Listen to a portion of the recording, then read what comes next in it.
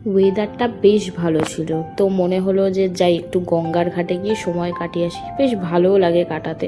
তো তাই চলে গেছিলাম ভূতনাথের উদ্দেশ্যে। তো দেখো রাস্তাতেই পড়েছিল একটা মিষ্টির দোকান, তো সেখান থেকে দেখো একটু খাস্তা কচুরি খেয়ে নিয়েছিলাম, অসাধারণ খেতে ছিল। তো তারপরে দেখো এটাকে গুজিয়া না কি বলে আমি জানি না, যাই হোক তো এটা খেয়েছিলাম, বেশ ভালোই খেতে ছিল।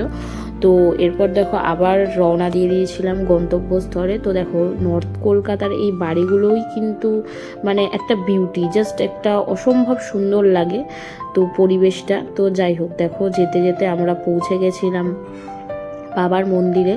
তো বাবাকে একটু প্রণাম করে নিয়েছিলাম, সোমবার দিনও ছিল সেই দিন। তো যাই হোক বাবাকে একটু প্রণাম করে নিয়েছিলাম। তো বেশ রাত হয়ে গেছিলো যেতে যেতে আমাদের।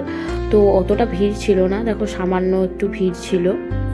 পুজো দিইনি আর আমরা সেদিনকার, জাস্ট নর্মালি এমনি গেছিলাম। তো দর্শন করেই চলে গেছিলাম একটু গঙ্গার ঘাটে বসবো বলে। তো দেখো এখানে জাস্ট অসাধারণ সুন্দর হাওয়া দিচ্ছিল, ওয়েদারটাও বেশ ফুরফুরে ছিল, তো মনটাও বেশ খুব সুন্দর ভালোই হয়ে গেল। তো ভিডিওটা তোমাদের কেমন লাগলো আমাকে অবশ্যই জানিও। বাই।